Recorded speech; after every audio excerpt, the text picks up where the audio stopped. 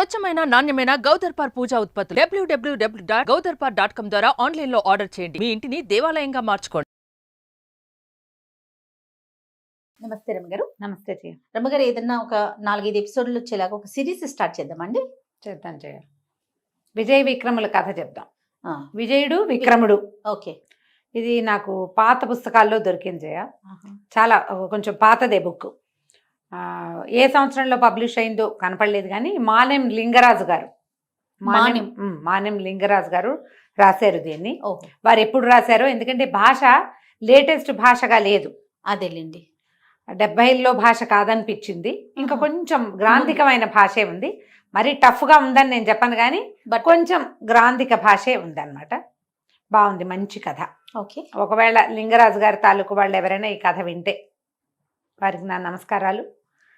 వారిని అనుమతి తీసుకునే అవకాశాలు అవి ఏమీ లభించలేదు. పుస్తకం పాతది కాబట్టి నేను ఆ కథని యథాతథంగా అక్కడ ఉన్నట్టుగా కాకుండా భాష వేరేగా ఉంది కదా, సులువైన మార్గంలో అందించేస్తాను. తప్పకుండా రమ్మగారు. ఈ విజయ విక్రముల కథ ఏంటంటే, పూర్వమట మణిపురం అనే రాజ్యానికి న్యాయసింహుడు అని ఒక రాజుగారు ఉండేవారు. ఆయన భార్య పేరు ప్రభావతీదేవి. చాలా మంచి రాజు అట ఆయన. పేరులోనే తెలుస్తుంది కదా, న్యాయసింహుడు. న్యాయసింహుడు బాగా పెట్టారు కదా. అదే కదా. ఎంతో అన్యోన్యంగా ఉండేవాళ్ళు. చాలా ధర్మం పట్ల నమ్మకము, న్యాయం పట్ల విధేయత, ఇలాంటి మంచి భావాలతోటి ఉండేవారు. ఎంత బాగానో రాజ్యం చేసేవారు. రాజుగారు అంటే పంచప్రాణాలుగా ఉండేవాళ్ళట ప్రజలు. ఎప్పటికప్పుడు కాలం తప్పకుండా దేవాలయాల్లో పూజా విధానం నిర్వర్తించేవాళ్ళు. ఏ కాలంలో చేయవలసిన వ్యవసాయ పనులు ఆ కాలంలో చేయించి ప్రజలు సుభిక్షంగా ఉండేలాగా, దేశం సుభిక్షంగా ఎప్పుడు ఉంటుంది, సరైన సమయాల్లో, ఎండాకాలం నీటి ఎద్దడి లేకుండా చలికాలంలోనే బావులు పూడికలు తీయించడం, అవన్నీ ప్రత్యేకమైన పనులు కదా. ఈ మొక్కలు నాటించడము, రైతులకు అవసరమైన సహాయం చేయటం, వ్యాపారస్తులకు సపోర్ట్ చేయటం, ఏదైనా ఇబ్బందులు వస్తే పన్నులు తగ్గించుకోవటం, ఇట్లాంటివి చేసి చాలా సుభిక్షంగా ఉంచేవాడు రాజ్యాన్ని. ఎంత బాగానో ఉండేవాళ్ళు. చాలా కాలానికి సంతానం కలిగింది. ముందు ఒక కుమారుడు కలిగాడు. ముందు పుట్టిన కుమారుడి పేరు విజయుడు అని పెట్టారు, విజయసింహుడు. తర్వాత కొంతకాలానికి వెంటనే ఎక్కువ గ్యాప్ లేకుండా ఇంకొక కుమారుడు కలిగాడు. వీడి పేరు విక్రముడు, విక్రమసింహుడు. విజయుడు విక్రముడు పిల్లలు చక్కగా ఉన్నారు. చందమామలల్లే ఉండేవాళ్ళు, చెప్పిన మాట వినేవాళ్ళు, ఎంత సంతోషంగా ఉండేవాళ్ళు. చదువుల్లో ప్రవేశపెట్టబడ్డారు. 5వ ఏడు రంగానే చదువుల్లో పెడతారు. చక్కగా చదువు సంధ్య అన్నీ నేర్చుకుని బుద్ధిగా ఉండేవాళ్ళు. పిల్లల్లో ఆటకాయితనం, అల్లరి చిల్లరితనం, కొంటితనం అవి లేవు. హుందా అయిన ప్రవర్తనతో చాలా బాగుండేవాళ్ళు. ప్రజలు కూడా మంచి రాజకుమారులు, బాగా మంచి వాళ్ళు కలిగారు. పిల్లలకి ధైర్య సాహసాలు అవి కూడా అభివృద్ధి అయ్యి దాంతోపాటు యుద్ధ విద్యలన్నీ నేర్చుకుంటే రాజ్యాన్ని రక్షించగలరు. ఇలా సంతోషంగా ఉండేవాళ్ళు. అయితే ఆ కాలంలోనట ఈ రాజభవనంలోనే బోలెడన్ని చెట్లు ఉండేవి. ఆ చెట్లలో ఒక పురాతన వృక్షం మీద గౌరపక్షి అని రాస్తారు. గౌరపక్షి అని ఒక పక్షి ఉండేదట, మగపక్షి. అది దానికి జోడు దొరికేది కాదు, అది వెతుకుతూ ఉండేదట. ఎంత వెతికినా దానికి జోడు కుదరల. సీజన్లు గడిచిపోతుండేవి. అయితే ఆ గౌరపక్షి పెద్దదనుకుంటా బహుశా సైజులో, అందుకే ప్రత్యేకంగా చెప్పబడుతుంది. ఈ గౌరపక్షి అట ఎవరికైనా సరే జీవన సాఫల్యం ఎప్పుడు లభిస్తుంది, మనిషికైనా జంతువుకైనా జీవన సాఫల్యం ఎప్పుడు లభిస్తుంది? మామూలుగా మనం ఏమనుకుంటాం చెప్పు, సరైన తోడు దొరికి, తోడు సంతానం, ఆ రెండు కావాలి. తోడు లేదు, సంతానము లేదు. అందుకని ఈ పక్షట సింహళ దేశం దాకా ఎగిరి వెళ్ళి సింహళంలో ఒక పెద్ద గౌరపక్షితోటి స్నేహం చేసి దాని కూతురుతోటి జతకట్టింది. శ్యామ అనే ఒక పక్షితోటి జతకట్టిందట. కట్టి చాన్నాళ్ళు సింహళంలో ఉండి తన సొంత ఊరికి వెళ్ళిపోవాలని, రాజభవనం అంటే దానికి ఇష్టం, వెళ్ళిపోవాలని కొన్నాళ్ళకి పక్షిని అడిగిందట శ్యామని. మా ఊరు వెళ్ళిపోదాం, వస్తావా నువ్వు అంటే, భర్త ఎక్కడుంటే అక్కడ ఉంటాను అంది. నువ్వు ఏ ప్రాంతం వాడివైతే నేను నిన్ను ఇష్టపడ్డాను, మన ఇద్దరం జతకడదామని అనుకున్నప్పుడు నువ్వు ఎక్కడికి తీసుకెళ్తే అక్కడికి వస్తాను, నన్ను రక్షించే పూచి నీది కదా అని చెప్పి ఇతనితో పాటు ఈ గౌరపక్షితో పాటుగా శ్యామ కూడా మళ్ళీ మణిపురానికి వచ్చేసింది. వెనక్కి తిరిగి వచ్చినాయి. ఆ చెట్టు మీద కాపురం పెట్టుకున్నాయి. కొంతకాలానికి ఆ ఆడపక్షి శ్యామ గుడ్లు పెట్టిందట. గుడ్లు పిల్లలయ్యాక, కొంచెం పిల్లలకి ఎగిరే వయసు ఇంకా పూర్తిగా రాకముందే, పిల్లలైన తర్వాత ఈ శ్యామ ఏదో ఒక ఉండేలు బద్ద తగిలి మరణించింది. మరణించేసరికల్లా ఆ పిల్లలు ఆడపక్షి లేక మగపక్షి చచ్చి చిరిగి ఎట్లాగో పెంచేది. ఇదంతా ఈ రాజభవనంలో ఉన్న వాళ్ళు చూసేవాళ్ళు. సెకండ్ ఫ్లోర్ థర్డ్ ఫ్లోర్ ఎక్కితే ఆ గూట్లో జరిగేదంతా కనపడేది. రాజుగారు రాణిగారు సైన్య సేవకులు అందరూ అది చూసేవాళ్ళు. కొన్నాళ్ళకి ఇది ఇప్పుడు ఈ గౌరపక్షి తనొక్కతే ఆహారం తీసుకురావడానికి వెళ్తే పిల్లల రక్షణ ఎట్లా, అందుకని అదంతా వెతికి వెతికి వెతికి వెతికి ఆల్రెడీ ఇది కాపురం చేస్తోంది, దీనికి గుడ్లు ఉన్నాయి, ఆడపక్షి ఉంది అని తెలుసుకున్నాక కొన్ని గౌరపక్షులు దీంతో స్నేహం చేసినాయి. ఒక ఆడ గౌరపక్షితోటి జత కట్టి దాన్ని గూట్లోకి తెచ్చిందట. తెచ్చేసరికి ఆడపక్షి రాగానే అదేం చేసింది, ఇవి రెండు జతకట్టి ఓ రోజంతా తిరిగి గూడు చేరినాయి. ఆ గూట్లో కూకములాడుతూ ఇంకా రెక్కలు రాని పిల్లల్ని బయటికి తోసేసిందట ఆడపక్షి. ఆ చెట్టు మీద నుంచి పక్షి పిల్లలు కింద పడిపోయి పోయినాయి. రాణిగారు ఆ సౌధోపరి భాగం నుంచి దానంతా చూసింది, విపరీతంగా ఏడ్చింది ఆవిడ. ఎంత బాధపడిందో. ఇట్లా రెండో స్త్రీ వస్తే మొదట పుట్టిన పిల్లలు చచ్చిపోవాల్సిందేనా? పక్షులకైనా పక్షుల్లో కూడా ఇలాంటివి ఉంటాయి. మనుషులు ఇంకా ఎక్కువ చేస్తారు కదా. అది తిట్టి కొట్టి శాపనార్థాలు పెట్టి వాటిని బతికంతా కాల్చు తినకుండా ఒక దెబ్బతో చంపేసింది. మరి మనుషులైతే చెండాడతారు. సరే, ఆవిడ దుఃఖంతో ఉండి ఉండి ఆ రోజు రాత్రి రాజుగారు అంతఃపురానికి వచ్చినప్పుడు ఆవిడ వాళ్ళంతా శోకాలు పెట్టి, నేను గనక తప్పి తగిలి చనిపోతే పిల్లల్ని మీరే పెంచండి కానీ ఇంకొక వివాహం చేసుకోవద్దు ఓకే అని పదే పదే చెప్పిందట. ఆయన ఎందుకు నువ్వు చనిపోవడం గురించి మాట్లాడతావు, నీ ఆరోగ్యం శుభ్రంగా ఉంది, నీకేం కాదు, నేను అట్లా ఏం చేయను, అలాగే నేనేం పెళ్లి చేసుకోను, అయినా సరే నేను చచ్చిపోయాక నువ్వేం చేస్తావు, నేను చచ్చిపోయాక ఇంకో పెళ్లి చేసుకుంటావా అని అడుగుతారు ఆడాళ్ళకి చాలా మందికి ఉంటుంది. అవునండి, అవును. ఈవిడ ఒక పెద్ద విషయం చూసేసరికి ఇంకా ఎక్కువైపోతుంది. అయితే ఏమైంది, కానీ కొంతకాలానికి ఈ అసనిఘాతంలాగా తగిలిన ఆ సీను ఆవిడని లోపల లోపల గుండెల్లో తినేసింది. కొన్నాళ్ళకి హార్ట్ అటాక్ వచ్చి చనిపోయిందట ఆమె. అయ్యో, చనిపోయేసరికల్లా ఇప్పుడు ఏం చేస్తారు, ఇద్దరు అంతంత పిల్లలు 14 ఏసి 13 12 ఏళ్ళు ఉన్నాయి అంతే. కొంచెం విద్యలు నేర్చుకుంటున్న వయసుకు వచ్చారు. రాజుగారికి ఏం చేయాలో తెలియలే, అంతఃపురం బోసిపోయింది. పిల్లల ఆలనా పాలనా సేవకులు చూస్తారు, కానీ తన పక్కన కూర్చొని రోజు అర్చన చేయడానికి దేనికి స్త్రీ లేకపోతే ఎట్లా? బాగా ఆలోచించి ఇంకో రాజకుమార్తెను తెస్తే, రాజు కదా రాజకుమార్తెను తెస్తే ఏం సమస్యలు వస్తాయో, ఆవిడ పుట్టింటి వాళ్ళు వచ్చేస్తారు, ఆవిడ ఇది చూపిస్తుంది, ఆవిడ తాలూకు ఏమంటారు ఝంకారం ఆవిడ చూపిస్తుంది కదా, ఎవరి అహంకారాలు వాళ్ళు ప్రదర్శిస్తారు. అందుకని చిన్నింటి నుంచి తెచ్చుకుంటే లోబడి ఉంటుంది అమ్మాయిని. ఇది ఒక తెలివి తక్కువ ఆలోచన. ఆలోచించి పురోహితులకి వాళ్ళకి చెప్పారు, కులానికి వంశానికి తగ్గకుండా, కులం అనకూడదు, వంశానికి తగ్గకుండా మంచి వంశంలో జన్మించిన అమ్మాయిని ఎవరినైనా పేదింటి పిల్లని ఒకదాన్ని పట్టుకునండి పెళ్లి చేసుకోవడానికి. ఇది మంచి ఆలోచన చెడ్డ ఆలోచన రమ్మగారు? అంటే కరెక్ట్ ఏనంటారా? చాలా మంది ఇప్పుడు కూడా మనం చూస్తూ ఉంటాం, కొంచెం ఉన్నతమైన కుటుంబాల్లో ఉన్నవారు మా కుటుంబ సభ్యులను బాగా చూసుకోవాలి, తల్లిదండ్రులను బాగా చూసుకోవాలి, మంచి చెడు చూసుకుంటే చాలు, కొంచెం పేదింటి పిల్ల అయినా పర్వాలేదు, అలా ఉండదు అనే ఆలోచన. ఇప్పుడు బాగా చూసుకోవటం అనేది గుణాన్ని బట్టి ఉంటుంది, కానీ వాళ్ళు డబ్బులున్న వాళ్ళ పేదవాళ్ళ అని ఉండదు చేయ. కానీ వింటామా? పాతకాలంలో అలానే వాళ్ళు పేదింటి పిల్ల, కూటికి పేద కానీ గుణానికి పేద కాదు, ఇలాంటి డైలాగులు ఉండేవి అప్పట్లో.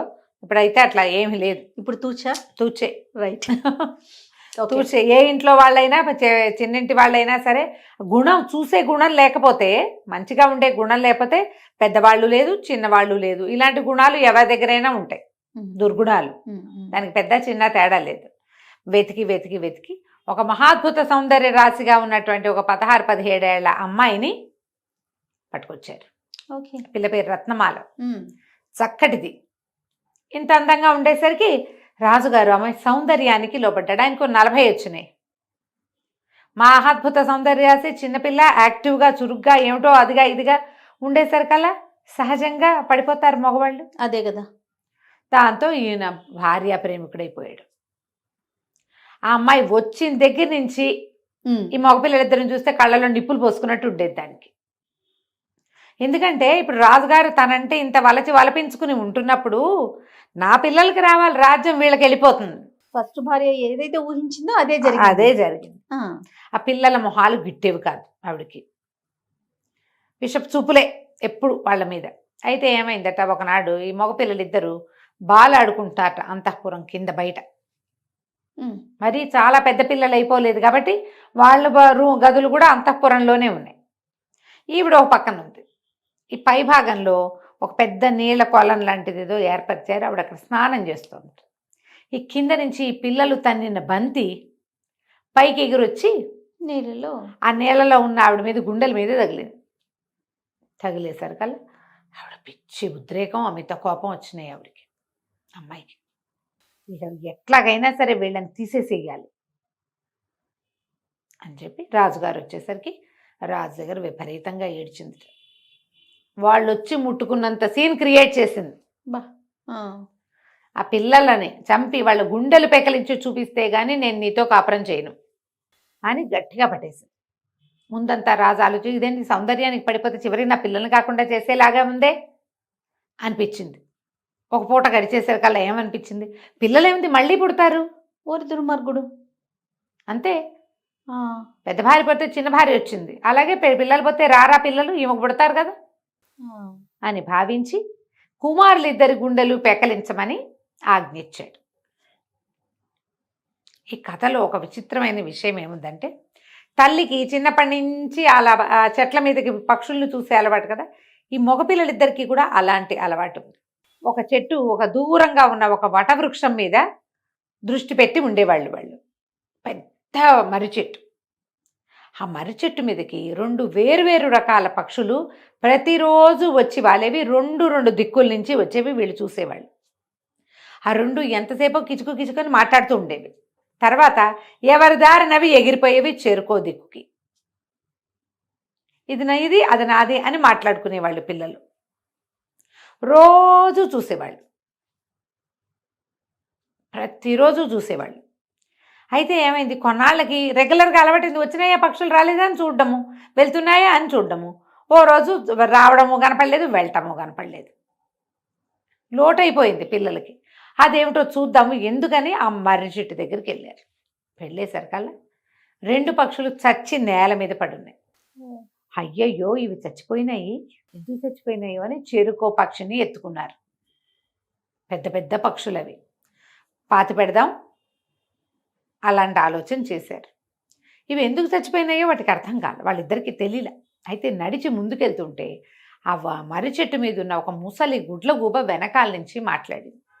ఏం మాట్లాడిందట, ఈ పక్షులు చాలా విచిత్రమైనవి, ఒక వింతైన విషయం చెప్పింది.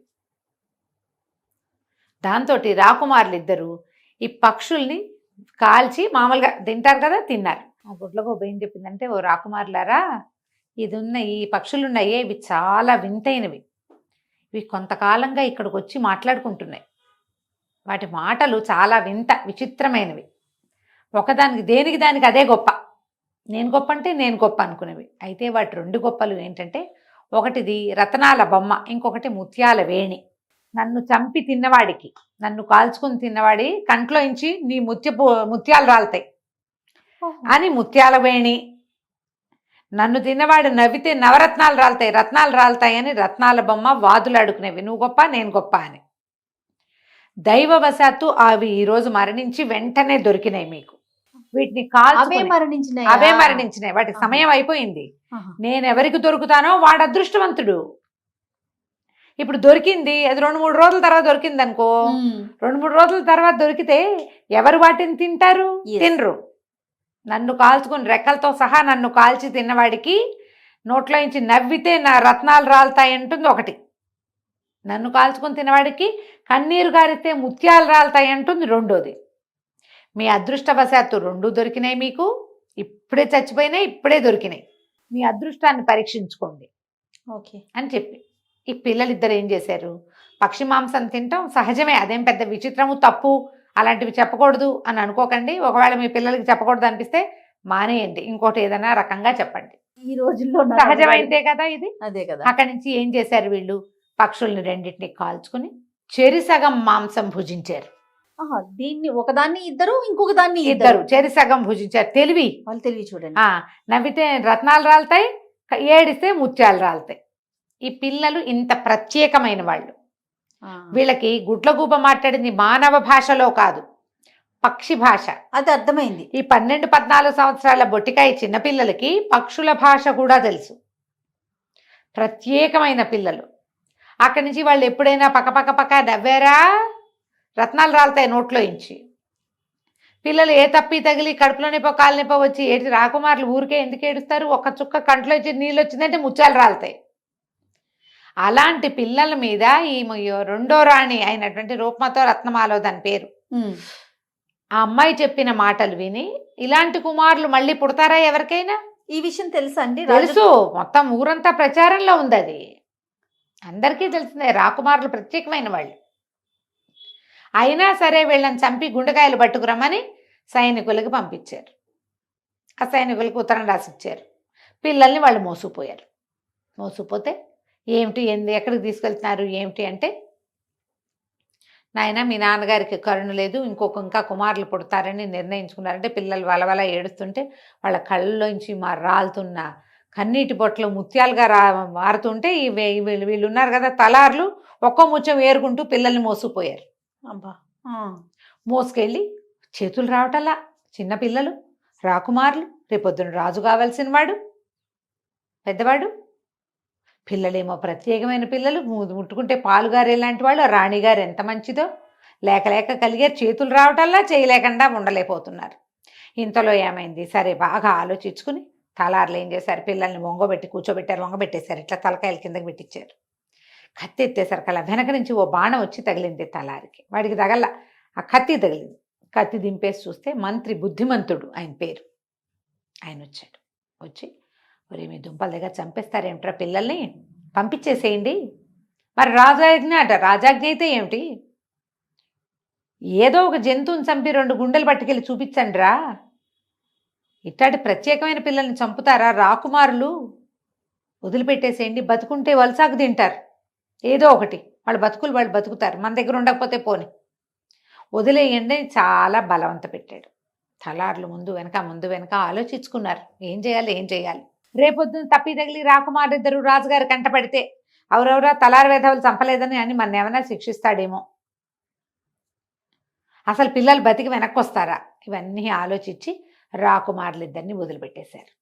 వదిలిపెట్టేసి అక్కడక్కడే తిరుగుతున్న అడవి కుక్కలు 2 బాణాలు వేసి కొట్టి ఆ కుక్క గుండెకాయలు పట్టుకెళ్ళి చూపించేసరికి సరే రాణిగారు శాంతించింది. రాజుగారు ఊరుకున్నాడు. కొద్ది రోజులు గడిచాక ఒకనాటి సాయంకాలం ఆవిడ తలనొప్పిగా ఉందని తోటలోకి వ్యాఖ్యాళికి మామూలుగా తిరగడానికి వెళ్తారుగా భార్యాభర్త. ఆవిడ పైనే ఉండిపోతే ఈయన నడుస్తున్నాడు, అటు ఇటు నడుస్తూ. ఏ చెట్టు మీద అయితే గౌరపక్షి జంట ఉండేదో ఆ చెట్టు కిందకి వెళ్ళేసరికి ఆయనకి పూర్వం రాణిగారు ప్రభావతీదేవి అన్న మాటలు గుర్తొచ్చింది. ద్వితీయ వివాహం చేసుకోవద్దు, నా కుమారులకు అన్యాయం చేయొద్దు. గౌరపక్షి ఆడపక్షి రాగానే పైగా వాళ్ళేమి పక్షులేమి మనుషుల్లాగా బతుకున్నంత కాలం సాకి సంతరించవు పిల్లల్ని. రెక్కలు వస్తే చాలు, రెక్కలు వస్తే ఇక వాటి బతుకు వాటితే ఇంక అమ్మా నాన్న గుర్తు కూడా ఉండరు. వాటి ఏ జాతి పక్షి అంతేట అంతేనంటారు. పక్షి అంతే, జంతువులు అంతే. కలిసి ఒక్కచోటే ఉంటుంటే ఏమైనా భాయి బహన్ ప్రేమ ఉంటుందేమో, కానీ ఉండదు.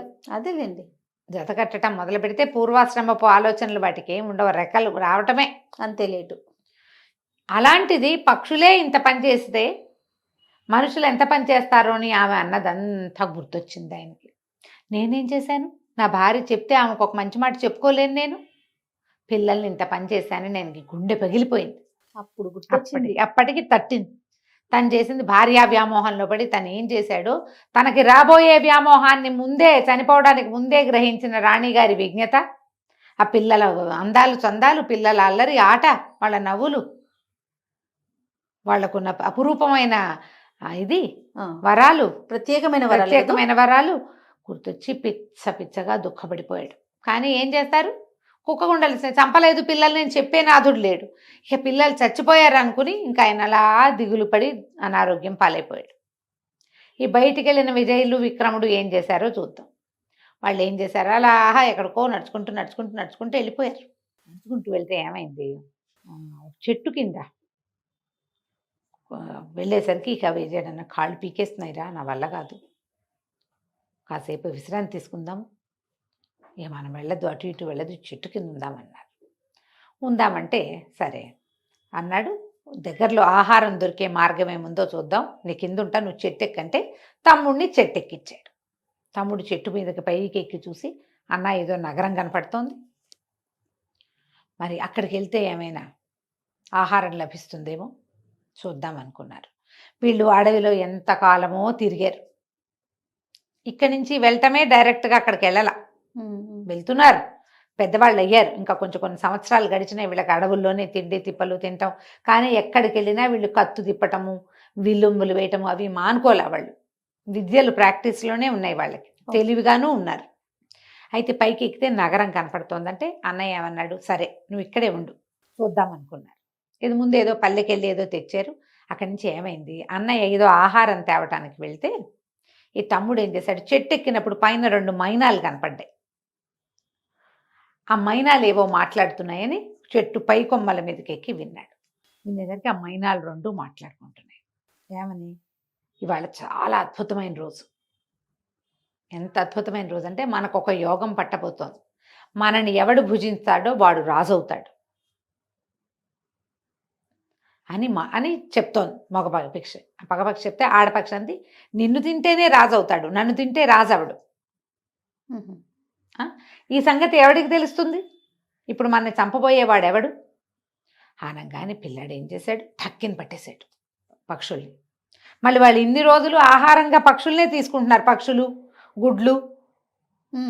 మరి వాళ్ళు బతకాలి కదా, ఇంక వేరే దారేది ఆహారానికి? ఏవో కాయలు కసర్లు ఉంటాయి, మాంసాహారం కావాలి ఎంతో కొంత.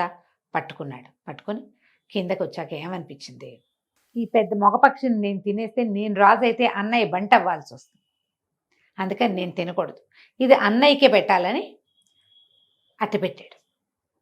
అన్నయ్య ఆ పక్కనున్న ఊర్లోకి ఏదో చూసి ఏదో ఉప్పు కారం కొంచెం అవి ఇవి ఏవో పట్టుకొచ్చాడు. పట్టుకొస్తే అన్నయ్య ఇక్కడ మంచి బ్రహ్మాండమైన ఆహారం ఒకటి దొరికింది, మరి మనిద్దరం పక్షుల్ని కాల్చుకొని తిందాము, ఈ పూటకి తిండి లేకపోయినా పర్వాలేదు, నువ్వు తెచ్చిన వాటిని సర్దుకుందామని చక్కగా నిప్పు రాజేసుకొని కూర్చుని రాత్రిపూట ఏం చేశారు, 2 పక్షుల్ని కాల్చి మగ పక్షిని పెద్దవాడు, ఆడపక్షిని చిన్నవాడు తినేశారు. తినేసి ఇక బయలుదేరారు. చిన్నవాడు గట్టిగా నమ్ముతున్నాడు, పక్షులు వాటిలో అవి మాట్లాడుకునేటప్పుడు అబద్ధాలు ఆడవు, అన్నయ్య రాజు అవుతాడని నమ్మాడు. వీళ్ళు వెళ్తుంటే ఒక సింహం ఎదురుపడింది. అది ఆహారం భుజించేసి ఉంది. భుజించి అదేం చెప్పిందంటే, మీరు ఒక పొరపాటు చేశారు, పక్షుల్ని కనుక కాల్చకుండా తినుంటే వెంటనే రాజైపోయేవాడు, మీకే ఇబ్బందులు ఉండేవి కాదు.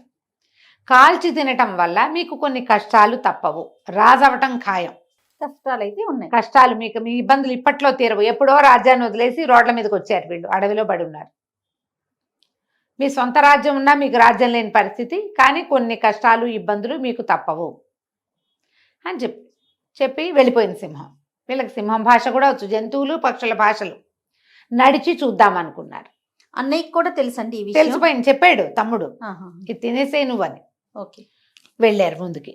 వెళ్ళగా ఏమైంది, ఒక చెట్టు ఎక్కి చూస్తే దగ్గరలో నగరం కనపడతాం. అన్నయ్య అన్నాడు, నువ్వు ఉండు, నేను నగరంలోకి వెళ్ళొస్తా, ఏమైనా పట్టుకొస్తాను. ఇద్దరం దొరికిపోయే బదులు నేను రాకపోతే నువ్వు నా కోసం వద్దు కానీ అని చెప్పి తమ్ముడిని ఇక్కడ అట్టి పెట్టాడు. కుర్రవాడు నగరంలోకి వెళ్ళాడు. ఆ రోజున ఆ నగరంలో, అది భద్రావతి నగరం, యువరాణికి ఇవి జరుగుతున్నాయి. ఏమిటది, మన స్వయంవరం జరుగుతుంది అక్కడ. ఎంతమందిలో రాజులు వచ్చి ఉన్నారు. అయితే యువరాణి ఏం ప్రతిజ్ఞ చేసిందట, భద్రగజం ఎవరి మెడలో దండ వేస్తుందో వాడిని పెళ్లి చేసుకుంటానని చెప్పింది. బాగుంది. వీడు ఏదైనా పని కానీ డబ్బులు కానీ అవకాశం కోసం కానీ వెళ్తే ఇదంతా జనమంతా ఆ సభలోకి వెళ్తుంటే ఈ కుర్రాడు కూడా సభలోకి వెళ్ళాడు, ఈ విజయుడు కూడా. ఆ భద్రగజం లోపలంతా తిరుగుతోంది. అదంతా యువతలకు వచ్చి సాధారణమైన బట్టల్లో యువతల నుంచున్న ఈ విజయుడు మెళ్ళ వేసిందంట. అందరూ కేకలు పెట్టారు, ఇదేంటి రాజకుమారులు వదిలేసి ఎవరో మామూలు వాడిని పట్టింది ఇది. కొంతమంది యువకులు పరిగెత్తుకుంటూ వచ్చేస్తే దండ తీసేశారు మెళ్ళలోంచి. వీడు కాదు అన్నారు.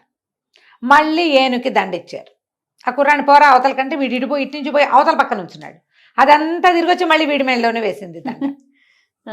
యువరాజు మీకు కుర్రాడి మెళ్ళలోనే దండ వేస్తాం. 2 సార్లు 3 సార్లు ఎన్నిసార్లు దండ తీసినా అది అక్కడే వేస్తాం. 3 సార్లు అయ్యేసరికి అంత గగ్గోలు పెట్టారు, ప్రజలు అరిచి కేకలు పెట్టారు. యువరాణి ప్రతిజ్ఞ ఏమిటి, దండ ఎవరికి మెడలో వేస్తే పెడితే వారే. వాడు ముష్టివాడైనా మాస్టివాడైనా చేయవలసిందే పెళ్లి. ఉమ్. యువరాణి కూడా తను ఒప్పుకున్న దానికి తను ప్రతిజ్ఞ చేసింది కదా, ఏనుగు చేసిన ఎంపికని నేను గౌరవిస్తానని. భద్రగజం ఎంపిక చేసింది కాబట్టి విజయుడికి రాకుమార్తెకి వివాహం చేసేశారు. ఆ రాకుమార్తె పేరు విద్యావతి. వివాహం అయిపోయింది.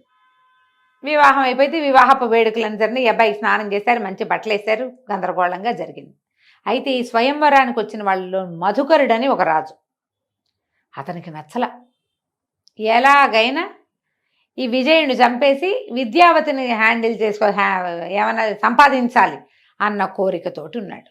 ఈ అబ్బాయికి మా తమ్ముడు అక్కడ ఉన్నాడు ఆ చెప్పే అవకాశం విజయుడికి లభించల. రాజు అవుతారని అన్న మాట, ఆ పక్షిని తింటే రాజు అవుతావు, పక్షులు చెప్పే నేను విన్నాను అని చెప్పాడుగా తమ్ముడు, అది ప్రూవ్ అయింది. కొంచెం ఇక్కడ సెటిల్ అయ్యాక తమ్ముడిని తెచ్చుకోవచ్చు అనుకున్నాడు. 4 రోజులైంది. ఈ పెళ్లి హడావిడిలో ఈ అబ్బాయి ఇక్కడ ఉండిపోయాడు, తమ్ముడు అడవిలో ఉండిపోయాడు. చూసి చూసి చూసి చూసి వాడు కూడా నగరం వైపుకి నడవడం మొదలుపెట్టాడు. నగరంలోకి నడిచొచ్చాడు. వచ్చి ఒక పెద్ద తోట ఏదో ఉంటే ఆ తోట బయట కూర్చున్నాడు. ఏం చేయాలో తెలియలే, కాలిపోతుంది కడుపులో. దానికి తోడు నడక. ఏదో కాస్త కాయా పండు తిన్నాడు కానీ ఆహారం సమృద్ధి అయింది దొరకల. అక్కడ ఏమి జంతువులు లేవు. ఏదో ఒకటి చంపి తినటానికి కూడా, వండుకుని తినడానికి జంతువులు లేవు, ఆహారం లభించలేదు. సరే ఉండేసరికల్లా ఆ తోటల పర్యవేక్షణ చేసేటువంటి ఒక అతను, పెద్ద తోటమాలిలో పెద్దవాడు అనమాట, పెద్ద అధికారి వచ్చి, ఏమన్నాయినా దిగులుగా ఉన్నావు, ఏమిటి నీ సంగతి సందర్భం అంటే, ఏం చేయను, 4 రోజుల నుంచి ఆకలిగా ఉన్నాను, మా అన్న నన్ను అడవిలో విడిచిపెట్టి నగరంలోకి వచ్చాడు, మళ్ళీ రాలేదు, అన్న ఏమైపోయాడు అని దిగులు ఆకలి బాధతోటి ఉన్నానంటే, అతను ఏం చేశాడు, ఆ అధికారి కుర్రవాడికి భోజనం పెట్టించి, నువ్వు ఏదైనా పని చేస్తానంటే తోటలో పని చేయమని తోటలో పెట్టుకున్నాడు. ఒకే నగరంలో అన్నయ్య రాజైతే తమ్ముడు తోటమాలి అయ్యాడు. కొద్ది రోజులు ఇలా గడిచినాయి. ఒకనాడు ఒక విమానం లాంటిది ఈ ప్రాంతానికి వచ్చింది. ఒక ఆయన గాలిలో తిరిగే ఒక మర విమానాన్ని తయారు చేయించుకున్నాడు. అది ఈ తోట దగ్గర ఆగిపోయింది. దాన్ని ఏం చేసినా అది కదలకపోయేసరికి ఇది వరకు ఇట్లా అది ఆగిపోయినప్పుడు ఒక నవయువకుడిని బలిస్తే అది కదిలిందట. ఓహో. దాంతో ఆ విమానంలో వచ్చినటువంటి వ్యాపారస్తుల కుటుంబం ఒక యువకుడి కోసం చూడడం మొదలుపెట్టారు. వాళ్ళకి తోటలో ఉన్న చిన్నవాడి విక్రముడి మీద దృష్టి పడింది. విక్రముడి కోసం ప్రయత్నం చేశారు. ఈ తోటమాలీల మీద అధికారి ఉన్నాడు కదా, ఈ కుర్రాడు నా హయాంలో ఉన్నాడు, 1,00,000 వరహాలు ఇస్తే కుర్రాడిని ఇస్తానని ఒప్పుకున్నాడు. 1,00,000 రూపాయలకి నరబలికి విక్రముణ్ణి అప్పచెప్పాడు.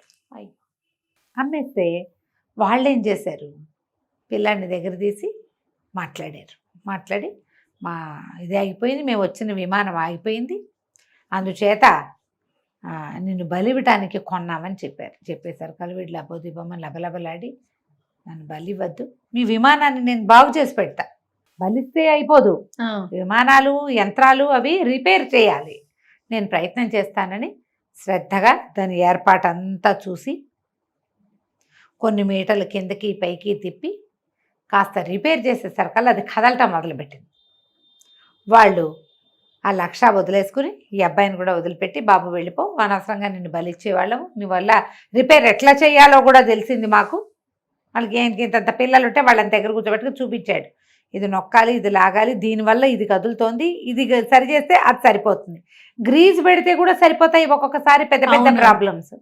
దాంతో వాళ్ళు విక్రముడిని వదిలిపెట్టేశారు. ఆ విక్రముడు కూడా చిచ్చి వీటితో ఉండకూడదు, డబ్బుల కోసం చూసుకుని వృధాగా నా ప్రాణాలు తీయటానికి చేశాడే, మోసకాడు, వాళ్ళతో వెళ్ళి వాళ్ళకి పని ఉంది అని చెప్పి నన్ను పంపించేశాడు, చచ్చినా ఇంకా తోటమాలి దగ్గరికి వెళ్ళకూడదు, సరే అన్నయ్య ఎలా ఉంటే అలా ఉంటాడు, నేను ఇక్కడి నుంచి వెళ్ళిపోతానని తోటమాలిని వదిలిపెట్టేసి వెళ్ళిపోయాడు. ఇంతలో అక్కడ ఏం జరిగిందంటే, రాజభవనంలో ఈ రాజకుమార్తె విద్యావతి తను పెళ్లి చేసుకుంది కదా విజయుని, అమ్మాయి ఏమిటి భద్రగజం ఎవరికి దండేస్తే వాళ్ళకి పెళ్లి చేసుకుంటానని ఒట్టేసింది. ఆ గుంపు చాలా మంది వచ్చారు రాజకుమారులు. వచ్చిన వాళ్ళలో మధుకరుడు అనే ఒక రాజకుమారుడు, వాడు హర్ట్ అయ్యాడు కదా, అతను ఏం చేశాడంటే తన రాజ్యంలో చాటింపు వేసేట, ఎవరైతే విద్యావతిని నాకు తెచ్చప్పచెప్తారో వాళ్ళకి అర్ధరాజ్యం ఇస్తాను. ఏది పెళ్ళైన పిల్లని రాజ్యంలో సగం మందికి నచ్చల ఆ మాట, వివాహితం తెచ్చుకోవటమే కర్మ. 3-4 ఆడపిల్లలు వస్తారు శుభ్రంగా, మేమంటే మేమని ఒకేసారి వస్తారు కూడా. ఒక ఇంట్లో నుంచే 4 పిల్లల్ని పెళ్ళైనా చేసుకోవచ్చు. వివాహిత, పైగా ఏదో ఒక ప్రతిజ్ఞ పెట్టుకుని పెళ్లి చేసుకున్న పిల్లని తెచ్చుకోవటం ఏంటని జనాలు ఎవరికి నచ్చల ఆ ప్రకటన. కానీ ఒక ముసలమ్మ తన మనవడికి అర్ధరాజ్యం కావాలని నేను వెళ్ళి సాధించుకొస్తానని వీళ్ళ రాజ్యానికి వచ్చింది. హేమపురం ఆ రాజ్యం పేరు, ఆ విద్యావతి ఉన్న రాజ్యం. ఈ ముసలమ్మ వచ్చి ఇక్కడ వీళ్ళతో పాటు ఉండి, విజయుడు విద్యావతి వాళ్ళతో పాటే ఉండి చాలా నమ్మించింది. మంచి మాటలు చెప్పి చక్కగా అలంకారం చేసి మంచిగా భార్యాభర్తలు ఇద్దరు కలిసి ఉన్నప్పుడల్లా సరదాగా కబుర్లు చెప్తూ బాగా అలవర్చి వాడికి ఏమిటి ఎలాగైనా విజయుడిని సంహరించి ఈ పిల్లని విద్యావతిని తీసుకెళ్ళాలి. ఆవిడ తనతో పాటు గాలిలో ఎగిరే ఒక మంచాన్ని, యంత్రంతో ఎగిరేదాన్ని, చిన్న సైజు విమానం లాంటి దాన్ని తెచ్చింది. తెచ్చి రాజభవనంలో ఓ పక్కన రహస్యంగా పెట్టింది. రోజువారీ పాలు పట్టుకొచ్చి ఇచ్చేది ముసలమ్మ.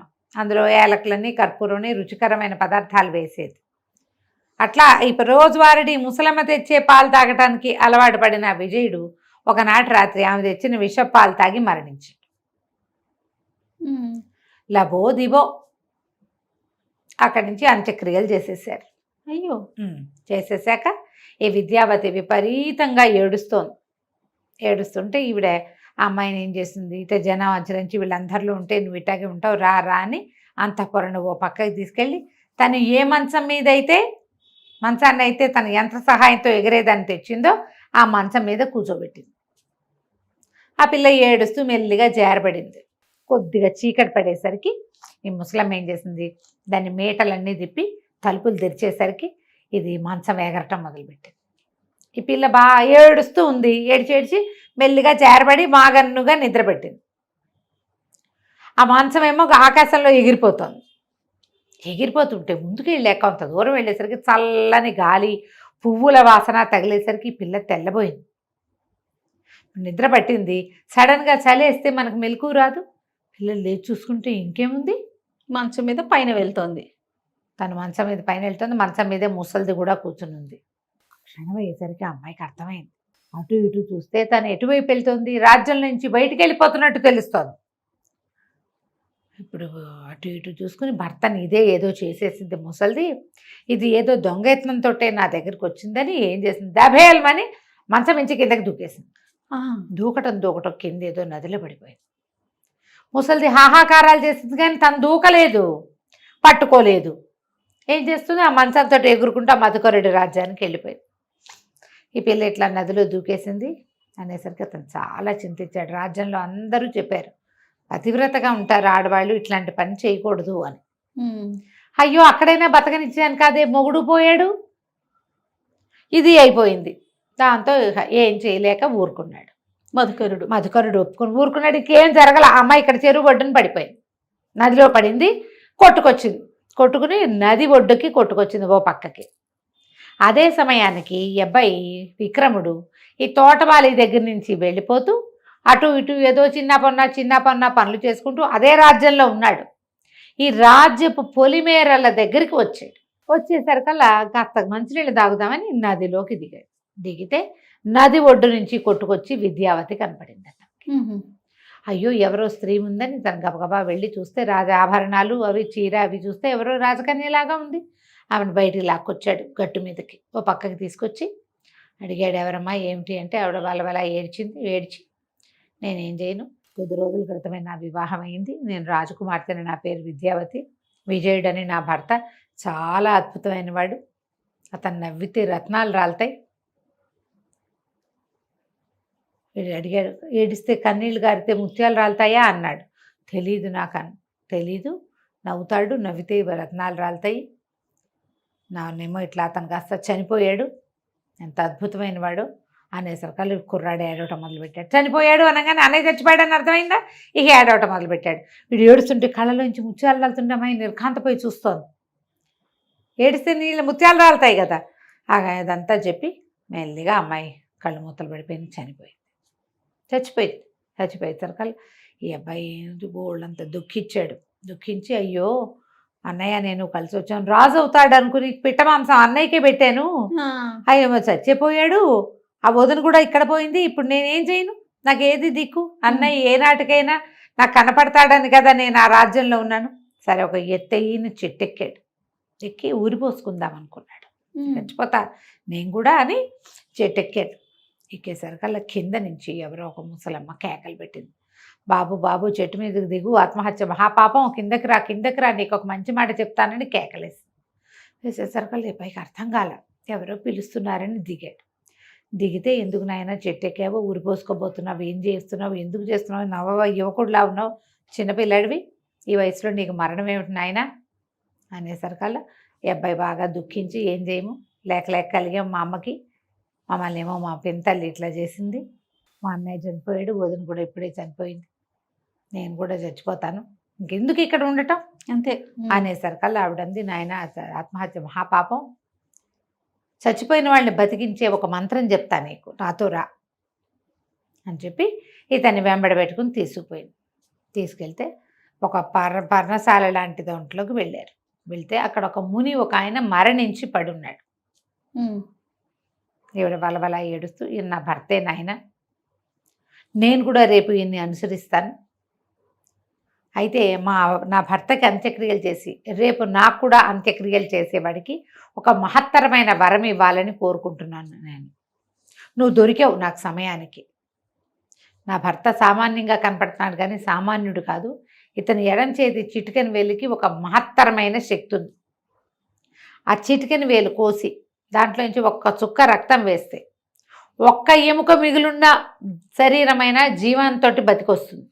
ఓహో, మేము కూడా ఇప్పుడు రేపొద్దు ఇవాళ మరణిస్తే రేపు ఇతని రక్తంతో ఇతన్ని బతికించవచ్చు నేను, మళ్ళీ నేను చచ్చిపోతే తన రక్తంతో నన్ను బతికిస్తాడు కూడా. మేము ఎన్నో వందల సంవత్సరాలుగా తపస్సులు చేసుకుంటూ ఉన్నాం, ఇక జీవతీర్చ లేదు మాకు, అందుకని ఈ అద్భుతమైన వరాన్ని ఎవరైనా మంచివాడికి ఇచ్చి వాడితోటి మా అంత్యక్రియలు చేయించుకోవాలని మా కోరిక అని చెప్పి, నువ్వేం చేస్తావంటే ఒక చాకు తీసుకొని ఒక కత్తి ఇచ్చింది, ఇతను చిటికెన వేలు కోసే, తర్వాత నీ చిటికెన వేలు కోసేసుకో, నీ చిటికెన వేలుని అతనికి అమర్చు, ఆ చిటికెన వేలుని నీ వేలుకి పెట్టుకో, తర్వాత నీకు చెప్తాను విషయం అంతే.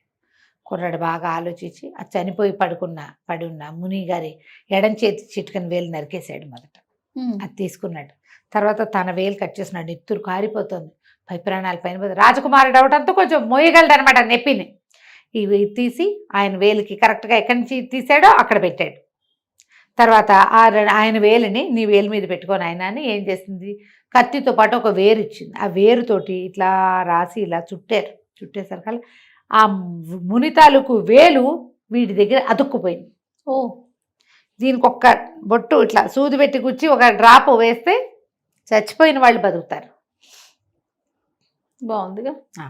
అక్కడి నుంచి ఏం చేసింది, నాయన నా భర్తకు అంత్యక్రియలు చేద్దాం పట్టు అంటే, కుర్రాడు ఏం చేశాడు, బయటికి వెళ్ళి ఒక చీటి పేర్చి ఈ మునిగారి శవాన్ని మోసుకెళ్ళి అక్కడ పెట్టి దాని మీద నదికి పోయి శుభ్రంగా స్నానం చేసి వచ్చి, సరే ఆమె చీతి వెలిగించి మర్నాడు ఉదయం అస్థి సంచయనం కూడా చేసి దాన్ని నదిలో కలిపాడు. ఆవిడ చాలా సంతోషించి, నాయన ఇవో రాజ్యం పొలిమేరలే కదా, మీ అన్నయ్యని ఎక్కడ దహనం చేశారో నీకు తెలుసుంటుంది కదా రాజకుమారుని, పద అక్కడికి వెళ్దామని ఇతను ఆవిడ ఇద్దరూ కలిసి వెళ్ళారు. వెళ్తే రాజుగారి శ్మశానం దాకా వెళ్ళి శ్మశానంలో వాళ్ళని కనుక్కున్నారు, ఎక్కడ మొన్న కొత్త రాజుగారు యువరాణి భర్తని దహనం చేశారు, బోర్డు అది పెట్టుంది. ఈ కుర్రాడు వేలికి ఒక చిన్న ఘాటు పెట్టి నెత్తురు ఆ మట్టి మీద వేస్తే అక్కడున్న ఆ వాట్లలోంచి చిన్న చిన్న అవశేషాలు మిగులుతాయి. 2 రోజులు కూడా కాలేదు, ఒక్క రోజేగా అయ్యింది. అవును, లేచి కూర్చున్నాడు విజయుడు, తమ్ముడిని చూసి కావలేసుకున్నాడు, ఏమిటి నాయన నువ్వు ఇక్కడ ఉన్నావు, ఎక్కడికి వచ్చావు, నేను ఎక్కడన్నా నువ్వు ఎక్కడున్నావు, ఇదేమిటి ఇక్కడ ఉన్నాం మనం అంటే, జరిగిందంతా చెప్పాడు. చెప్పిన తర్వాత ఇక విద్యావతి మరణించింది, ఆమె జోలు లేదు వీళ్ళకి. అయ్యో, ఇక ఈ బతికొచ్చిన దీంట్లో అది మర్చిపోయారు. అక్కడి నుంచి మర్నాడు ఏమైంది, ఆ ముసలమ్మతో కలిసి ఆవిడ దీనికి వచ్చారు, ఆశ్రమానికి వస్తే మర్నాడు ఆమె మరణించింది. అన్నదమ్ములు ఇద్దరూ కలిసి దహన సంస్కారాలు చేశారు. చేసిన తర్వాత ఇంకా అక్కడి నుంచి బయలుదేరి వెళ్ళిపోయారు. వీళ్ళు వెళ్ళగా కొంత దూరంలో వెళ్ళిన తర్వాత ఒక చందనపు వృక్షాలున్న ఒక వనంలోకి ప్రవేశించారు. ఉహు. ఓ గంధపు చెట్టు, చందనపు వృక్షం అంటే గంధపు చెట్టు, గంధమేగా. ఆ గంధపు చెట్టు కింద విశ్రాంతిగా పడుకున్నారు. ఆ గంధపు చెట్టు మీద ఒక రాజహంసల జంట గూడు కట్టుకుని ఉన్నాయి. వీళ్ళకి పక్షి భాష తెలుసు. తెలుసు, కానీ పక్షులు లేవు. ఆ, గూట్లో పిల్లలు ఉన్నాయి. ఓహో. వీళ్ళు ఆ గంధపు చెట్టు పక్కన పడుకుంటే ఇంతలో ఏమైంది, అక్కడ ఒక పెద్ద మహాసర్పం ఒకటి ఉండేది. అది గుడ్లుని కానీ పిల్లల్ని కానీ తినేసేది. దానికి ఆహారం దొరికితే దొరికినట్టు, ఎప్పుడైనా దొరకకపోతే పైకి ఎక్కి చూసి ఏముందో తిని తినేసేది. పడేసేది. ఆ. పాము ఇట్లా పైకి వెళ్తుంటే పిల్లలు అమ్మో అమ్మో అమ్మ అమ్మ అని పిలిచినాయి. భయం వేస్తోంది అని వీళ్ళకి వినపడింది. మామూలుగా పక్షి కూతలుగా భావిస్తే పక్షి కూతలే, అదే పట్టించుకునేవాళ్ళు కాదు. అక్కడి నుంచి విజయుడు ఏం చేశాడు, రయ్యమని లేచి ఆ పైకెక్కుతున్న పాముని 2 ముక్కలుగా కొట్టేశాడు. తెగి పడిపోయింది పాము. పక్షి కూతలు మానేసినాయి. వీళ్ళిద్దరూ పక్కన పడుకొని నిద్రపోయారు. ఆ రాజహంసలకి ఇప్పటికి ఎంత కాలంగానో ఆ గంధపు చెట్టు మీద గూడుంది. పిల్లలు బతకటం లేదు వాటికి. ఓకే. ఏ పూట సాయంత్రం వచ్చేసరికి గుడ్లు ఉంటాయా లేదా భయమే, పిల్లలు ఉంటాయా లేదా భయమే. ఈసారి గుడ్లు పిల్లలయ్యాయి, పిల్లలు ఉంటాయో ఉండవో తెలీదు. అవి తిరిగి వచ్చేసరికల్లా పిల్లలు సురక్షితంగా ఉండేసరికి పిల్లలిద్దరూ అవి 2 పిల్లలు 3 పిల్లలు 3 వాళ్ళు ఆ పిల్లలు అడిగినాయి, మీకు మేమే మొదటి సంతానమా, మాకంటే ముందు పిల్లలు పుట్టారా అని అడిగితే, ఇప్పటిదాకా పుట్టలేదు, ఇప్పుడే మొదటి సంతానం మీరు అని చెప్పేసరికల్లా ఆ పిల్లలు ఏమన్నాయంటే, అయితే మీరు కృతజ్ఞతలు చెప్పాల్సిన వాడు ఒక రాజకుమారుడి కింద పడుకున్నాడు, ఒక మహాసర్పం, ఆ సర్పాన్ని అతను చంపేశాడు, మమ్మల్ని రక్షించాడు, ఇక మాకే బాధ లేదు, మీకు కొన్నాళ్ళు పోయాక మాకు రెక్కలు పుట్టుక వచ్చాక మీరు మమ్మల్ని ఎగిరించవచ్చు అనేసరికి రాజహంసలు ఆశ్చర్యపోయింది. 2 దిగొచ్చి ఈ రాజకుమారులు ఇద్దరు పడుకున్న చోట కూర్చుని ఏడవటం మొదలుపెట్టాయి. విపరీతంగా శోకించింది. రాజకుమారులు ఇద్దరు లేచారు. లేస్తే వాళ్ళు అన్నారు, మేమేం చేయలేదు మిమ్మల్ని, మేము మీ జోలికి కూడా రాలా, ఊరికే పడుకున్నాం, రేపు లేచి వెళ్ళిపోతాం, నేను చేసిన పొరపాటల్లో ఒక రాజసర్పం పైకి చెట్టెక్కుతుంటే దాన్ని కొట్టేశాను, గంధపు చెట్టుకి దెబ్బ తగిలిందా, మీకు ఏమైనా ఇబ్బంది అయిందంటే అవి 2 తెగేడిచి, నాయన ఇప్పటికి ఎంతకాలంగానో పిల్లలు దక్కలేదు మాకు, మా పిల్లల్ని దక్కించిన మహానుభావుడివి, నీకు ఏ సహాయమైనా చేయగలుగుతాం మేము, ఓకే, నీకు ఏది కావాలంటే అది చేస్తాము అని చెప్పి కావలిచ్చుకుని ఎంతో సంతోషంగా వాళ్ళతో పాటు గడిపినాయి. పూలబంతి అనే రాజకుమార్తెను చూసి ప్రేమలో పడ్డాడు విజయుడు. హంస ఏం చేసింది, రాయవారానికి ఉత్తరం రాయించి, నువ్వు ఉత్తరం రాయి, నలదమయంతుల మధ్య రాయవారం చేసింది మేమే కాబట్టి మేము పనిచేస్తానని ఉత్తరం రాయించి పూలబంతి దగ్గరికి తీసుకెళ్ళింది.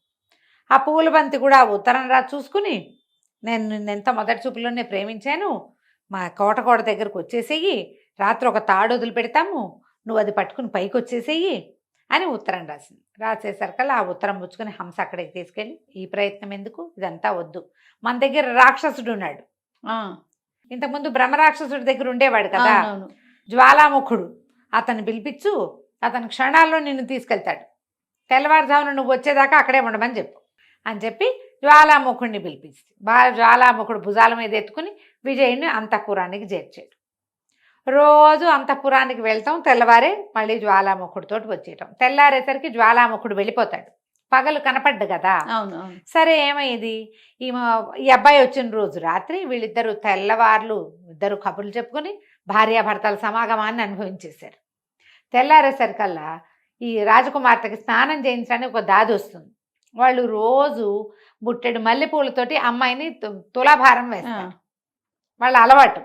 పిల్ల బరువెక్కింది, వాళ్ళకి అర్థం కాలే, ఎట్టయితే బరువెక్కింది, రాత్రికి రాత్రి ఏమైంది చూస్తే ఒక రోజుకి పిల్ల సమాగమం వల్ల పెరిగిపోతుంది. పిల్ల పెరుగుతోంది. ఆవిడ 3-4 రోజులు చూసి రాజుగారికి చెప్పింది, రాజా నీ కుమార్తె ఎవరో పురుష సంగమంలో ఉంది, అమ్మాయి బరువు పెరుగుతోంది, నువ్వు చూసుకో. ఇక తెల్లవార్లు కాపలా పెట్టారు, ఇచ్చుకత్తులు పెట్టారు, ఎప్పుడు రాత్రి వచ్చేస్తున్నాడో వాడు తెలీదు. తెల్లారేసరికి 1/2 కేజీ 1/4 కేజీ పెరిగిపోయేది పిల్ల. రోజులు గడిచినాయి.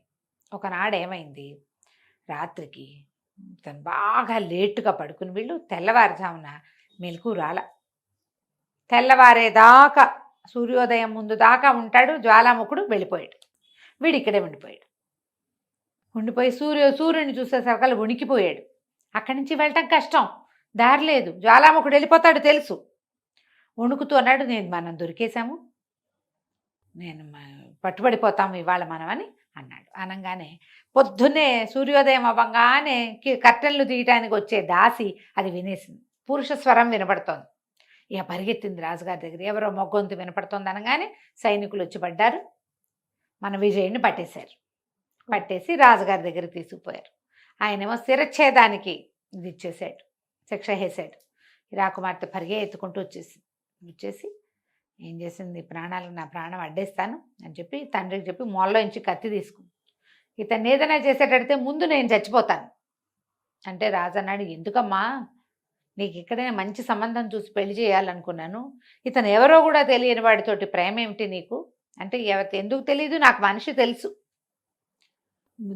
పుట్టు పూర్వోత్తరాలు నువ్వు విచారించు, కానీ ఇతనితో ఆల్రెడీ నేను సంసారంలో ఉన్నదాన్ని గాంధర్వ వివాహం చేసుకున్నాను, ఇతను మరణం తర్వాత, భర్త మరణం తర్వాత నేనేం చేస్తాను ఇక్కడ, నాకు ఇంకో పెళ్లి చేయలేవు నువ్వు, దాని బదులు నేను ముందే పతివ్రతగా ముందే ముత్తైదుగా చచ్చిపోవడమే మంచిది అనేసరికి ఆయనకి ఏం చేయాలో తెలియలే. అది నిజమే, కోపం వచ్చి వాడి శిరచ్ఛేదం చేస్తే వాడితో గడిపిన ఈ పిల్లని తను ఏం చేయగలడు.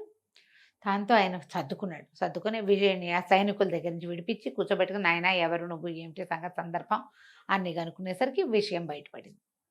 వీళ్ళు రాకుమారుడు కదా ఇతను, ఇట్లా మా తండ్రి ద్వితీయ వివాహం చేసుకోవటం వల్ల ఇలా జరిగింది, మా తమ్ముడు కూడా ఉన్నాడు, మేమిద్దరం అన్నదమ్ములం అని చెప్పేసరికి సరే ఈ లోపల ఏమైంది, తెల్లవారేసరికి జ్వాలాముఖుడు వెళ్ళిపోయాడు, రాకుమారుడు ఇల్లు చేరలేదు, విజయుడు హంస విక్రముడు భయపడి చచ్చిపోతున్నారు, ఏదో అయిపోతోందని, ఏమవుతోందో తెలియటల్లా.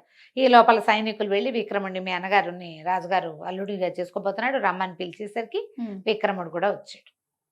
ఈ రెండో కుర్రాడిని చూసేసరికి మంత్రి గారికి అనిపించింది, చక్కగా ఉన్నాడు పిల్లవాడు, రాజుగారు అమ్మాయినేమో పెద్ద అబ్బాయికి ఇస్తారు, మా అమ్మాయిని రెండో అబ్బాయికి ఇచ్చి పెళ్లి చేస్తానని అడిగాడు ఆయన. అక్కడి నుంచి చక్కగా అంగరంగ వైభవంగా రాజుగారి కూతుర్నేమో విజయుడికి, మంత్రి గారి కూతుర్నేమో విక్రముడికి ఇచ్చి పెళ్లి చేసేసారు. హాయిగా ఉన్నారు. అయితే అక్కడ ఏమైంది, ఈ పిల్లల్ని ఆయన గుర్తొచ్చింది కదా వీళ్ళ నాన్న, భార్య ఏం చెప్పింది బాధపడుతూ, ఆయన కళ్ళు పోయినాయి ఏడ్చి. ఆ రూపమతికి కూడా ఏమనిపించింది, ఆవిడకేమో ఎప్పటికే సంతానం కలగల, ఇంతకాలం అయిందా, 10 ఏళ్ళు అయిపోయింది, 12 ఏళ్ళు, ఇన్నేళ్ళు అయిపోయింది కదా పిల్లలు బయటకు వచ్చేసి, ఇది కనీసం తలకొరివి పెట్టే దిక్కు లేకుండా అయిందే, రాజుకి లేదు నాకు లేదు, వృధాగా ఆ పిల్లల్ని చంపించానని సవితి కుమారులను ఉంచుకుంటే రాజ్యానికి దిక్కుండేది, రాజుకు తలకొరివి పెట్టేవాళ్ళు, నన్ను చూసుకునేవాళ్ళు, నేను ఈ పని చేశాను, పొరపాటు చేశానని చాలా దుఃఖపడేది ఆవిడ కూడా. అయితే ఈ హంసట ఒకరోజు ఇది అన్నదమ్ములిద్దరికీ చెప్పింది, మీరు హాయిగా ఉన్నారు, సుఖంగా ఉన్నారు, కానీ మీ నాన్న మీకోసం ఏడ్చి కళ్ళు పోగొట్టుకున్నాడు, ఓహో మీ సవితల్లి కూడా దుఃఖంగా ఉంది, ఈ రాజ్యం అంతా అలోలక్షణాన్ని అఘోరిస్తోంది, ఎందుకంటే వారసులు లేరు అని అనేసరికి వీళ్ళు ఏమన్నారు, సరేనని రాజుగారితో చెప్పి ఈ జ్వాలాముఖుడి సహాయంతో ఒక వాహనం తయారు చేసుకుని దాని మీద భార్యా సమేతంగా తమ రాజ్యానికి వెళ్ళిపోయారు. ఎవరో పరరాజులు దండెత్తొస్తున్నారు అనుకున్నారట వీళ్ళని చూసి, ఎవరో వస్తున్నారు మన మీదకని పోయిమని శబ్దం చేస్తూ పైనుంచి వస్తే మీద పడతారు అనుకుంటారు కదా. అక్కడి నుంచి వెళ్ళి తండ్రిని చూసి తాము బతికే ఉన్నామని తెలియజేసరికి ఆనందం పట్లిపోయారు. బుద్ధిమంతుడు ఉన్నాడు, వీళ్ళకి ఒక మంత్రి ఉండేవాడు కదా, ఆయన రాజకుమారులను గుర్తుపట్టాడు, వీళ్ళు బతికే ఉన్నారనే సంగతి అతనికి తెలుసు కదా. అక్కడి నుంచి కావలించుకున్నారు. సరే వీళ్ళు ఏం చేశారు, ఈ జ్వాలాముఖుడి సహాయంతో కళ్ళు కూడా తెప్పించారు తండ్రికి. ఆ రూపమతి చాలా దుఃఖించింది, ఆయన మిమ్మల్ని అన్యాయం చేశాను నేనంటే, పర్వాలేదు మా కర్మానుభవం మేము అది అనుభవించవలసి ఉంది, మేము అనుభవించాల్సిన కష్టమంతా అనుభవించేసాం, ఓకే ఇక సుఖపడే రోజులు వచ్చినాయి అంటే ఇక రాజు అన్నాడు, నాయన పెద్దవాడికి నీకు పట్టాభిషేకం చేస్తాను అంటే ఒప్పుకోలే విజయుడు, వద్దు నాన్న నాకు వద్దు పట్టాభిషేకం, ఈ తమ్ముడికి ఈ రాజ్యం, నాకు 2 రాజ్యాలు దొరికినాయి, 2 రాజులు ఉన్నారు కదా అవునులే అన్నాక, అప్పుడు 2 రాజ్యాలు అన్నాక అతనికి తట్టింది. తమ్ముడిని అడిగాడు, నువ్వు నన్ను ఎలాగో బతికించావు, విద్యావతిని బతికించలేదు మనము, అప్పుడు గుర్తొచ్చింది. అప్పుడు ఏమన్నాడు, మనం ఆమెను కూడా బతికించవచ్చు అంటే, మరి అక్కడ శవం ఉందో లేదో, ఒక్క ఎముకున్నా చాలని చెప్పాడు. అక్కడి నుంచి తండ్రిని ఆ హంస ఇద్దరు భార్యల్ని తల్లిదండ్రి దగ్గర అట్టపెట్టి వీళ్ళిద్దరూ ఆ జ్వాలాముఖుడి సహాయంతో ఎక్కడైతే విద్యావతి మరణించి ఆమె శవం పడిపోయిందో నది ఒడ్డున ఓ పక్కన ఎక్కడో పడుంది, అక్కడికి వెళ్ళారు. ఆ శరీరం దగ్గర శరీరం అంతా అయిపోయింది, బొంకలు పోగ్గా ఉంది. అప్పుడు ఏం చేశాడు విక్రముడు, తన చిటికెన వేలిని పొడిచి ఒక రక్తపు చుక్కని అక్కడ వేశాడు. వేసేసరికల్లా ఆవిడ టకీమని లేచి కూర్చుంది. అప్పుడే నిద్ర నుంచి లేచినట్టు లేచి ఓ ఏడుస్తుంది, నాదా చనిపోయావా అని. ఈ ప్రత్యక్షంగా కనపడేసరికి ఆశ్చర్యపోయింది. భర్తను ఎట్లా బతికొచ్చావు నువ్వు, ఎలా జరిగింది ఇది అనేసరికి అదంతా చాలా పెద్ద కాశీ మజిలీ కథ చెప్తానని చెప్పి ఆమెని తన ఇది ఎక్కించుకుని, ఈ వాహనం చేశారు కదా ఒక భూతాల వాహనం, అది ఎక్కించి ఆమె తండ్రి రాజ్యానికి తీసుకెళ్ళి తను బతికే ఉన్నట్టు విద్యావతి కూడా జీవించే ఉన్నదని ఆమెకు పిండ ప్రదానం చేశారు వాళ్ళు. అవును. తీసుకెళ్ళి చూపించి తర్వాత అక్కడి నుంచి తండ్రి దగ్గరికి వెళ్ళి తన పూలబంతిని కూడా తీసుకుని, పూలబంతి తండ్రికి ఒకతే కూతురు, విద్యావతి తండ్రికి ఒకతే కూతురు, ఈ 2 రాజ్యాలకి రాజయ్యి విజయుడు రాజ్యాన్ని పరిపాలన చేశాడు. ఇక్కడేమో విక్రముడేమో తండ్రి రాజ్యాన్ని ఏలుకున్నాడు, సుఖంగా సంతోషంగా ఉన్నారు.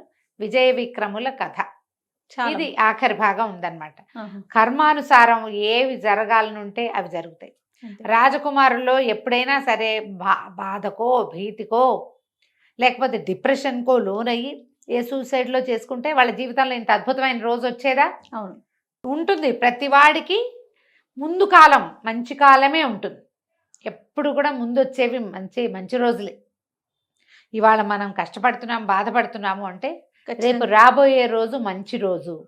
ఆ రోజు కోసం ఆగాలి, దానికోసం నిలబడాలి, దానికోసం ప్రయత్నం చేయాలి, హోప్ఫుల్గా ఉండాలి తప్ప అప్పటికప్పుడు ఇక చాలే ఈసారికి ఇంకా చాలు ఇదంతా నేను పడలేనంటే ఇక నువ్వు దేనికి నిలబడ్డట్టు? అంతేగా. అపూర్వమైనది మానవ జన్మ, ఇంతకు ముందు లేదు, ఇక ముందు రాకపోవచ్చు. దొరికిన ఈ శరీరాన్ని కాపాడుకోవాలి, హాయిగా సంతోషంగా ఉండేందుకు అవకాశం మళ్ళీ వస్తుందని నమ్మి దాని మీద దృఢంగా ఉంటే వీళ్ళిద్దరు చూడు రాజకుమారులు తండ్రితోటి చంపించాలన్న మాట అనిపించుకున్న వాళ్ళు చివరికి తండ్రికి ఆసరా అయ్యారు, ఎన్నో రాజ్యాలు సంపాదించుకున్నారు హాయిగా. కథ కంచికి మనం ఇంటికి. రైట్ రమ్మ గారు, నమస్తే. నమస్తే.